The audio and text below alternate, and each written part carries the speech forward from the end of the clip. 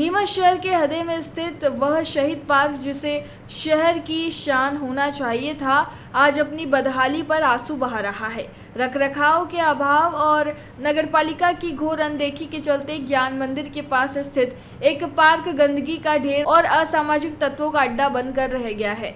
ये पार्क, जिसमें शहर के लिए एक शानदार सौगात बनने की पूरी क्षमता है, आज अपने मकसद से कोसों दूर खड़ा है। पार्क की स्थिति देखकर लगता है जैसे इसे सालों से किसी ने देखा ही ना हो। सफाई व्यवस्था पूरी तरह से चरमराई हुई है। जगह जगह कचरा और गंदगी का अंबार लगा है। पार्क के चारों ओर लगी फेंसिंग जगह जगह से टूटी हुई है। गेट भी सही सलामत नहीं है जिससे कोई भी आसानी से अंदर आ जा सकता है। नतीजा ये है कि शाम होते ही यहाँ असामाजिक तत्वों का जमावड़ा लगने लगता है। लोगों का कहना है कि पार्क में लगे पेड़ पौधे उखाड़ दिए गए हैं और टूटी फेंसिंग के कारण मवेशी भी बेरोक-टोक अंदर घुस आते हैं, जिससे पार्क की रही सही रौनक भी खत्म हो गई। बच्चों के लिए मनोरंजन के साधन या व्यायाम के लिए कोई उपकरण मौजूद नहीं है, जिससे ये पार्क पूरी तरह से वीरान पड़ा है। शहरवासियों की मांग है कि नगरपालिका प्रशासन को इस पोस्ट इलाके में स्थित महत्वपूर्ण पार्क की सुध लेनी चाहिए। उनका मानना है कि यदि इस पार्क को सही ढंग से विकसित किया जाए, बच्चों के लिए झूले, फिसलन पट्टियां लगाई जाए, व्यायाम उपकरण लगाए जाए और उचित साफ सफाई व सुरक्षा व्यवस्था की जाए, तो यह न केवल शहर की सुंदरता में चार चांद लगाएगा, बल्कि परिवारों और बच्चों के लिए एक सुरक्षित और आनंदमय स्थान भी बनेगा। चौकीदार और बगीचा शाखा कर्मचारियों को भी अपनी जिम्मेदारी सही ढंग से निभाने की जरूरत है। यह समय है कि नगरपालिका प्रशासन नींद से जागे और इस महत्वपूर्ण शहरी धरोहर को उसकी वास्तविक चमक दिलाए। शहीद पार्क को नीमच की शान बनाने की सख्त जरूरत है। स्मारक यहाँ पे बना हुआ है, इस तरह का बगीचा जो है इस तरह से अव्यवस्था के मुहाने पर।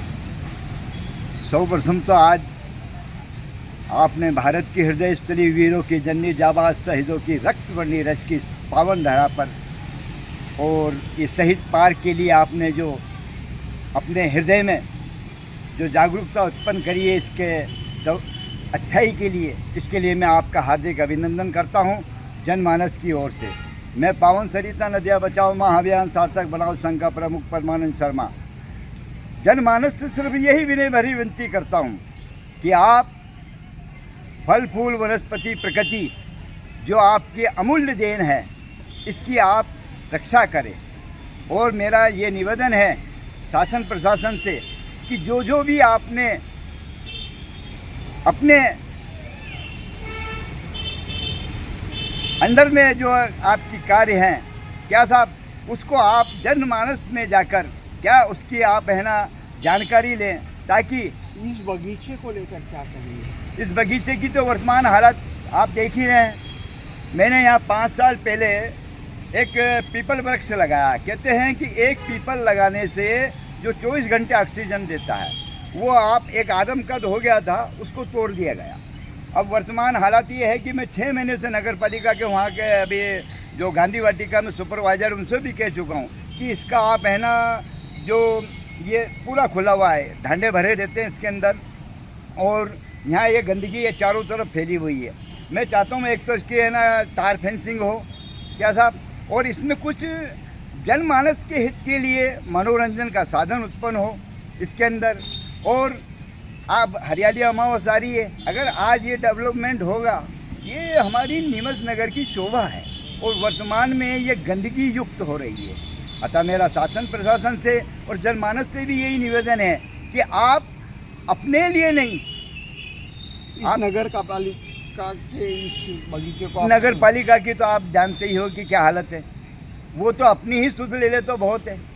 वर्तमान में नदियों को नाला बना रखा है, जिन्हें आज है ना जो हमारी पावन धरा पे बहने वाली माँ पावन सरिता है, नदियाँ हैं जो चारों तरफ बहा करती थी, वर्तमान में वो नालों का रूप धारण कर चुकी है।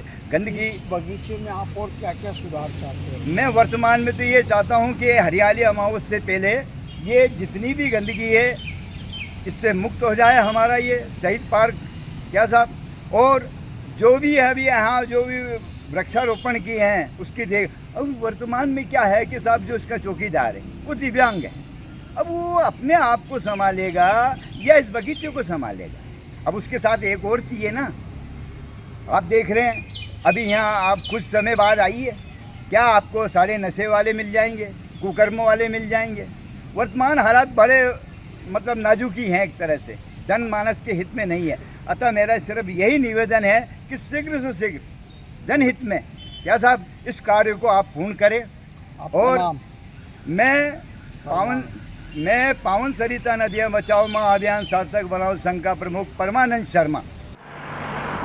जयराम जी, किशन काका। राम राम भाई, राम राम। क्या दोनों भाई बैठ के क्या हिसाब लगा रहे हो? ऊटी लहसुन के भाव आ गए क्या? अरे नहीं रे दादा, ये अपना रमेश नया मकान बनाने के लिए लोन ले रहा है।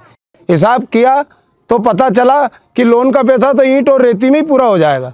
और अभी तो सीमेंट लानी है, सलिया लाना है, और तो ठेकेदार को भी पैसे देने हैं। मेरे तो कुछ समझ में ही नहीं आ रहा कि कैसे बनेगा मेरा नया मकान। अरे किशन काका, कहाँ इन रेत सीमेंट और लाल ईंटों के चक्कर में पड़ रहे हो? मेरी बात मानो तो अपने घर को बाबजी एएसी ब्लॉक से बनवाओ। इसमें ना सीमेंट और रेत की जरूरत होती है, ना ही तराई करने की झंझट। और लाल ईंटों के मुकाबले आपका मकान काफी तेजी से बनकर तैयार हो जाएगा। इससे आपके पैसे तो बचेंगे ही, साथ ही मजबूती ऐसी कि सालों साल देखने की जरूरत नहीं। और इससे आप अपना मकान ही नहीं, कुएं और खेत की बाउंड्री वॉल भी बनवा सकते हो, जिससे रोजड़ों की समस्या भी खत्म हो जाएगी। वाह भाई, ये तो कमाल की चीज है। फिर तो मैं अपना घर बाबजी ब्लॉक से ही बनवाऊंगा। और मैं अपने खेत की बाउंड्री वाल। ज्यादा जानकारी के लिए स्क्रीन पर दिए गए नंबर पर अभी कॉल करें। बाबजी एएसी ब्लॉक्स, स्टील से मजबूती।